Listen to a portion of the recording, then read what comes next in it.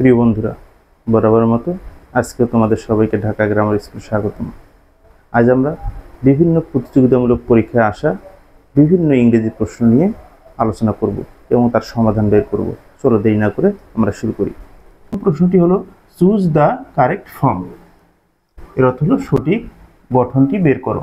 এখানে লেখা আছে হি ড্যাশ হেয়ার সিন্স 2010। এখন এখানে লেখা আছে has lived, lived, had lived, live. এখানে আসলে কোনটা ঠিক হবে? এখানে আমাদের সঠিক অ্যান্সার হবে হ্যাজ লিভড। এখন কেন হবে আমি সেটা ব্যাখ্যা দিচ্ছি। সিন্স ফর এ দুটি যদি কোনো সেন্টেন্সে থাকে তাহলে সেই সেন্টেন্সটা সর্বদাই প্রেজেন্ট পারফেক্ট টেন্স হবে। তাহলে আমরা একটু ভালোভাবে মনে রাখবো, যদি কোনো সেন্টেন্সে সিন্স অথবা ফর থাকে তাহলে অবশ্যই সেটা কি হবে? Present perfect tense. এই কারণে এখানে he has lived here since 2010 হলো। দ্বিতীয় নাম্বার প্রশ্নে আমরা দেখব সিনোনিম অফ অ্যাবান্ডন। এখন বন্ধুরা আমাদের জানতে হবে অ্যাবান্ডন অর্থ কি। অ্যাবান্ডন অর্থ হলো পরিত্যাগ করা। এখন লিভ মানে কি? লিভ মানে পরিত্যাগ করা, তাহলে এখানে সঠিক উত্তর হলো লিভ। Number 3, correct preposition. এখানে আমরা কারেক্ট প্রিপোজিশন খুঁজবো। এখানে লেখা আছে he is good dash English. এখন কথা হলো আমরা জানি গুড, গুড মানে ভালো, এর সঙ্গে যদি অ্যাট প্রিপোজিশন যুক্ত করি তাহলে কি হয়? গুড অ্যাট, দক্ষ। এভাবে আমরা আরও কিছু প্রিপোজিশন যুক্ত করতে পারি। এভাবে ব্যাড অ্যাট, এর অর্থ হলো অদক্ষ। তাহলে গুড অ্যাট মানে দক্ষ, তাহলে এখানে সঠিক উত্তর হবে হলো গুড অ্যাট। এরপর আমরা দেখব অ্যান্টোনিম অফ জেনারাস। এখন কথা হলো আমাকে জেনারাসের অর্থ জানতে হবে। এর অর্থ হলো উদার। এখানে কাইন্ড মানে দয়ালু, সেলফিশ মানে স্বার্থপর, নবেল মানে মহৎ, অনেস্ট মানে সৎ। এখন আমরা দেখি সেলফিশ মানে কি? স্বার্থপর। তাহলে উদারের বিপরীত কি? স্বার্থপরতা। স্বার্থপরতা,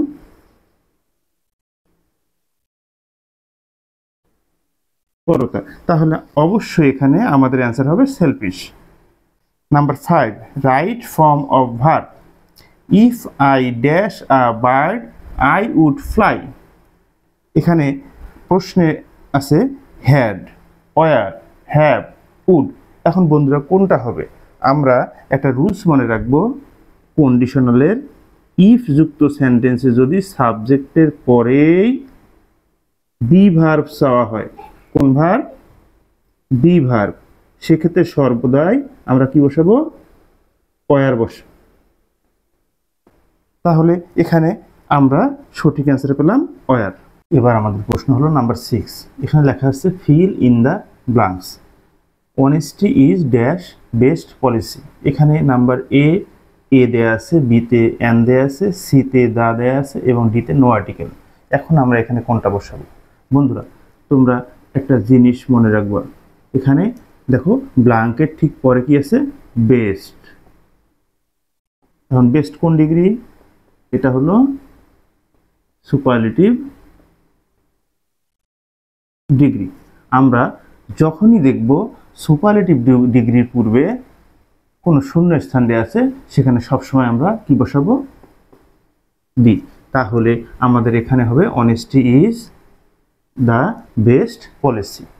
নাম্বার 7 প্রশ্ন, চুজ দ্য কারেক্ট সেন্টেন্স। সঠিক বাক্যটি বাছাই করে নাও। এখন এখানে দেওয়া আছে he prefer tea then coffee. He prefers tea to coffee. He prefer tea to coffee. He prefers tea then coffee. এখন কথা হলো আমরা এখানে কোনটা কারেক্ট হিসেবে বিবেচনা করব। তোমরা একটা জিনিস লক্ষ্য করো, প্রিফার কোনো সেন্টেন্সে আছে তাহলে এটা অবশ্যই ভার্ব। এরপরে যদি নাউন থাকে অবশ্যই তারপর টু বসবে, টুর পরে আবার নাউন বসবে। তাহলে আমরা দেখি এখানে he subject third person singular number, তাহলে ভার্বের সঙ্গে অবশ্যই এস বাই এস, তাহলে প্রিফারের সঙ্গে এস, তারপর এটা নাউন, তারপর টু, আবার এটা হলো নাউন, তাহলে অ্যান্সার হলো বি। এবার নাম্বার 8, ট্রান্সলেট ইনটু ইংলিশ, ইংরেজি করো।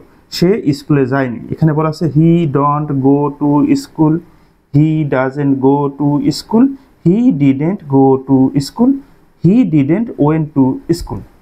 এখন কথা হলো সে স্কুলে যায়নি, এটা বর্তমান নয়, এটা অতীতের কাহিনী।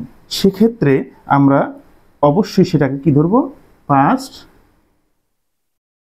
Indefinite tense. আর এই পাস্ট ইনডিফিনিট টেন্সের গঠন হলো সাবজেক্ট, না বোধকের ক্ষেত্রে সাহায্যকারী ভার্ব ডিডেন্ট, আর ডিডেন্ট বসলেই অবশ্যই ভার্বের প্রেজেন্ট ফর্ম, তারপর অবজেক্ট অথবা এক্সটেনশন। তাহলে আমরা দেখি এখানে হি সাবজেক্ট, না বোধক ডিডেন্ট, তারপর যাওয়ার ইংরেজি গো, তারপর বাকি অংশ বা এক্সটেনশন, অবশ্যই এখানে সঠিক অ্যান্সার হলো সি। এবার নাম্বার 9, এখানে লেখা আছে identify the correct sentence. A নাম্বারে দেওয়া আছে neither he nor his friends was present. B নাম্বারে দেওয়া আছে neither he nor his friends were present. C নাম্বারে দেওয়া আছে neither he or his friends was present. D নম্বরে দেওয়া আছে neither he or his friends were present. এখন বন্ধুরা কোনটি সঠিক হবে, এখানে তোমরা একটা রুলস মনে রাখবা, সেটা দেখো নেইদার ড্যাশ নর ড্যাশ, আর একটা হচ্ছে আইদার ড্যাশ অর ড্যাশ। এখন কথা হলো এই নেইদারের পরে অবশ্যই সাবজেক্ট থাকবে, আইদারের পরে অবশ্যই সাবজেক্ট থাকবে, নর অর এর পরেও সাবজেক্ট থাকবে।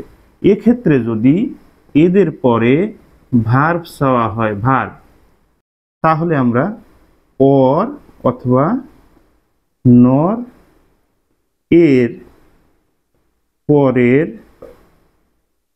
সাবজেক্ট অনুসারে ভার্ব বসাবো। ক্লিয়ার? তাহলে এখন আমরা এখানে লক্ষ্য করি নেইদার সাবজেক্ট, নর হিজ ফ্রেন্ডস হলো সাবজেক্ট। এখানে ফ্রেন্ডস অনেকগুলো, তাহলে এখানে অবশ্যই ওয়াজ হবে না, তাহলে এটা হলো না। এরপরে দেখি নেইদার হি, এটা হলো সাবজেক্ট, নর হিজ ফ্রেন্ডস সাবজেক্ট, অনেকগুলো সাবজেক্ট, এখানে আছে ওয়ার, তাহলে আমরা এটা অবশ্যই হবে। তারপরে আমরা আবার নিচের সেন্টেন্সগুলো দেখব। এখানে নেইদারের পরে কি আছে, অর, তাহলে সেন্টেন্সের রুলসের ভুল আছে, এটা হলো না। আবার এখানে নেইদারের পরে আছে কি, অর, এখানে রুলসের ভুল আছে, এটা হলো না। তাহলে আমরা সঠিক অ্যান্সার পেলাম neither he nor his friends were present. তাহলে আমরা বারবার এটা মুখস্থ করে রাখবো, নেইদার নর আইদার অর এর পরের সাবজেক্ট অনুসারে অবশ্যই ভার্ব বসে। এবার number 10, find out the correct answer. Let's go. এখন বন্ধুরা এই লেটস গো, লেটসকে যদি আমরা ভাঙ্গি তাহলে কি হয়, লেট আস। এখন ট্যাগ কোশ্চেনে যদি লেট আস বা লেটস দিয়ে কোনো সেন্টেন্স শুরু হয়, অবশ্যই লেট আস থাকলে কি হবে, শ্যাল উই। আশা করি বন্ধুরা তোমরা অবশ্যই এই ক্লাসটা করে উপকৃত হয়েছো। আর যদি তোমরা উপকৃত হয়ে থাকো, তোমরা অবশ্যই আমার ঢাকা গ্রামার স্কুলকে সাবস্ক্রাইব করে দেবে। ইনশাল্লাহ এর পরবর্তীতে আমি আরও এরকম ব্যতিক্রমধর্মী ক্লাসগুলো নিয়ে আসবো। ধন্যবাদ সবাইকে।